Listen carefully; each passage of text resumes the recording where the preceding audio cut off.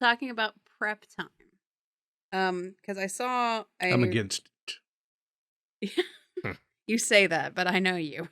That's why I'm against it. It's like, son of a- I'm still not ready. I saw this post on the Reddit RPG by the new doctor that said your players don't care how much time you prep something; it's only important to you. And I read through it, and he was basically talking about how, like, you could say, okay, I spent 7 hours prepping for this session, or you could, I planned for an hour. Most of the time, players, we can't tell, like, not that we can't tell the difference, but like, it doesn't matter to us so much. Like, if John has to say, hold on, let me find, or it has never detracted from the experience for me. And I know, like, you do a lot more prep than I do. Like, It's nerves.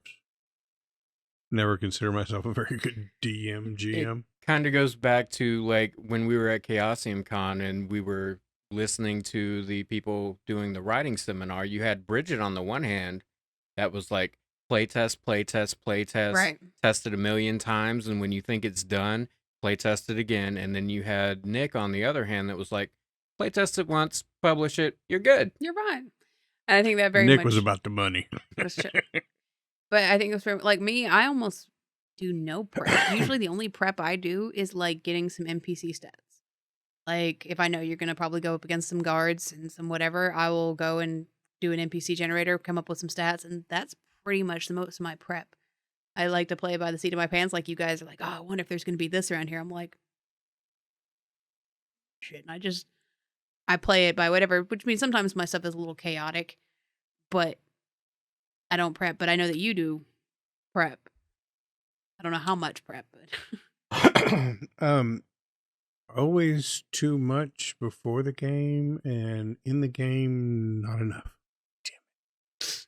I should know this, and I'm like, hold on a second. Flip, trying to figure out, all right, what was this NPC's motivations again? I think a lot of it deals from using pre-built scenarios, modules, that kind of thing. So, I read through it once, I read through it a second time, then I'm like, okay, I got this, I understand all, and then we start playing it, and I realize, okay, now I know to not just know generally, I need to know specifically about this thing. And then so I'm flipping, and it just feels awkward, right? So then I get to this prep thing where I'm like, read through it once, read through it twice, and then I'm making little notes and outlines, writing page number references in case I got to get to it. But I'm working on this new thing that we haven't let the cat out of the bag on, so this is just not going to give anything away, but it's going to be our own setting, our own scenarios, and I feel so much more comfortable about it. right? Because every NPC is in this book. And it can change. And the setting and the motivation, the overarching villain and what's going on in the world is all my concept. And so like we could start playing right now and I would not feel any of that. So I think the prep time per session would be much lower because of that. That's probably a big thing because you've run for us a lot of like pre-made. I've only ever done pre-made. And I almost exclusively have done homebrew stuff. And I think that it's very freeing when it's my world and I know what's supposed to happen. How I get you there really doesn't matter. You can't screw up. If you don't go to the specific town, well, guess what? The town that you did go to has now magically become the town you were supposed to go to. Got a different name. Doesn't matter. But all the same people. Right. So I think it's very freeing when because it's in my head. If I decide that, no, you can't go there, like, no, you can't go there. How about you, John? So the Wild Mount campaign that you're running, We I feel started like out. we've thrown you way off of what you thought was going to happen because we make stupid decisions. No, here's the thing. Like, we started out, I knew I was going to start out with Frozen Sick, and that gave me a feel for how encounters were going to be run because I had never DM'd anything before, never been the game master or keeper or anything like that. So I did want to do that one short, here's how things normally run, and I do have experience on the other side of the table, but seeing how things are laid out kind of helped. And then from there, everything else has been homebrew. And basically, I use the background from the Wildmount book and try to figure out what you want to do in that world, in that setting. I have let you chase your uh Dinglehopper. Dinglehopper, and from there it's been kind of different stories from anime, other things, But and you've done a really good job of like incorporating our backstories and like other people's stuff into like that. You've done a very, very good job of that. I'm kind of middling on high prep and low prep. Like, I do in the middle on prepping for the actual thing, and then I have a bunch of shit in my pocket. Like, I will have an encounter that, well, I thought you were going to go into the Underdark at one point, but you didn't. So, those people on this encounter, they can come in on this and yada yada blah blah. Yeah, so I think that's it's on one of the things that always made me over prep. Maybe was it, let you guys do what you want, like Sandbox. You go, well, where do I throw in encounters, right? Okay, there's going to be an encounter here.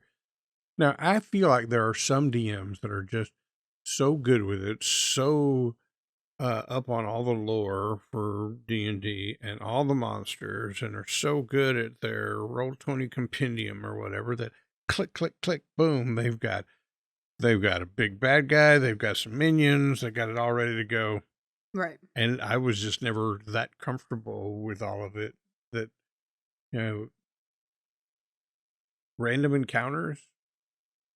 Nothing random about that shit. I got to be prepared, like, okay, it's going to be 4 skeletons. The good thing about random encounters is they are random. You don't have to have any sort of backstory. It's just some shit popped up and you got to kill it. So I think that makes it a little easier. But having the stat blocks and whatnot of the creatures, monsters. There's tools like the dungeon. I love all of Donjon stuff. I use it all generator. the time.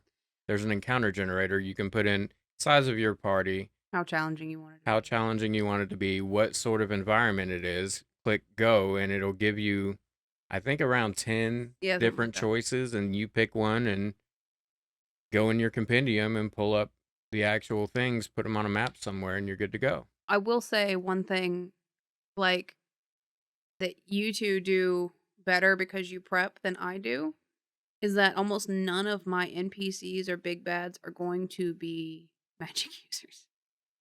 Right. Because you have to prep with magic users. I, as a person, don't play magic users. And the few times I've tried to run a magic user, it has just been a fucking nightmare. Like, it is just so much. And you two are able to play NPCs or big bads that are magic users because you've learned that character well enough. Me, I can't just pull that shit out of my ass. That is 100% having played magic users for most of my D&D. I don't want to have to sacrifice. When we first started Salt Marsh, I'd never played a magic user before. And so that ended up being a lot of prep for me, right? When there's the deck wizards and whatnot, and having to like seriously study their character sheets for the NPCs and what their spells were. That was one time those spell cards that we bought every version of came in real handy. I found it real handy for encounters too, right? I would grab out several cool looking creatures or monsters and I'd have those cards ready for me. That was before I really built up a good compendium in Roll20.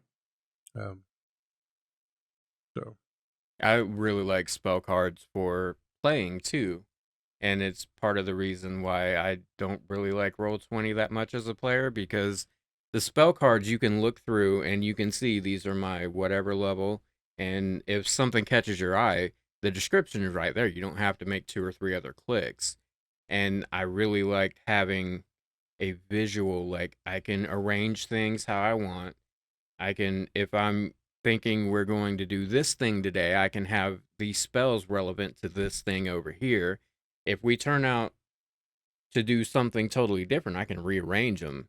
In Roll20, it's kind of, if you don't alter the spell things or the abilities, you kind of have to either know them or you have to look through them, and that turns into a issue for some tables when you've got to look through every spell and find the one you want. Yeah. Especially if you're the DM. It's bad enough when a player is doing that, right? When the DM is doing it. Oh, yeah. Yeah. I just don't, like, even if I had spell cards, even when I have had spell cards, it's not enough because I just genuinely don't enjoy playing magic users. So even just how to play it. Emily's hot takes. Right. I just can't fucking do it.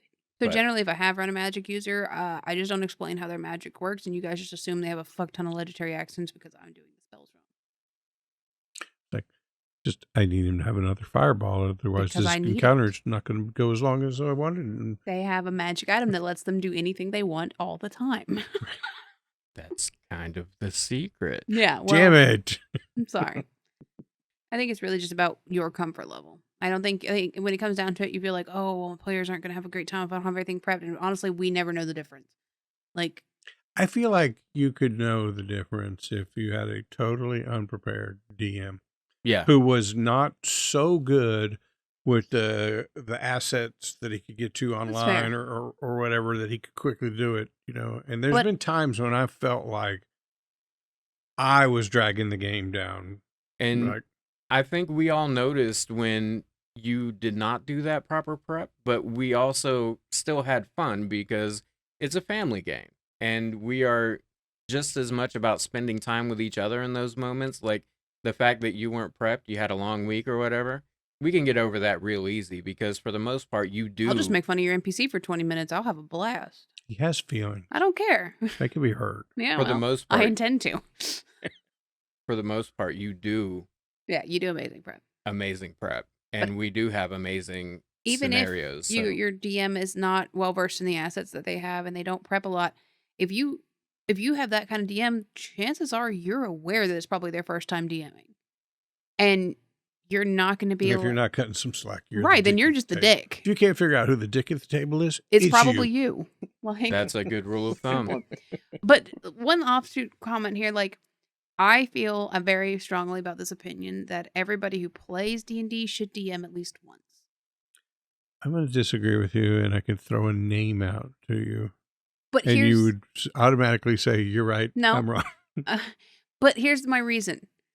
Think about people like who've never DM'd that you've played with and the problems that they've caused at tables. Yeah, you've got a good point, right? The fact that if I see you, like, you're saying something and nobody else is paying attention, I'm like, oh, that's a plot hook he needs us to take. I'm like, hey, guys, you know what we should do? We should go over there and check out that shiny object. And then they're like, no. But seriously, I'm going to go check out the shiny object. Fuck those dudes. Like, the voluminous book of player advice for D&D or any TTRPG, you open it up, page 1, number 1, take the plot hooks. But the amount of times where, like, just like having been a DM and seen how everything goes on the backside would help a player, like, be ready for your turn, not having to have the DM take care of, okay, well, on the NPC's next turn, they're going to have to roll for damage or whatever. Knowing I need to remember that and remind you, and like taking that on myself. Do you know what? The game is so much more fun as a player when you, as a player, get good at knowing what you're going to do when it gets to your turn. Not just for everybody else. It makes your game more fun. Oh, yeah, it's fantastic. I'm watching what's going on, and then those weird situations where the person right before you in the turn order does something, and then all of a sudden you can't do what you were about to do. So then you learn, I need to have backup plans, Yeah. Because This is when what I'd that like to person do. invariably steps into my line of fire to keep me from being able to shoot this arrow, what am I going to do? But things like that, noticing your other players and what they're trying to set up. It's definitely possible to over prep, definitely possible to under prep. There's a happy medium, and individual people's happy medium is going to be at different levels.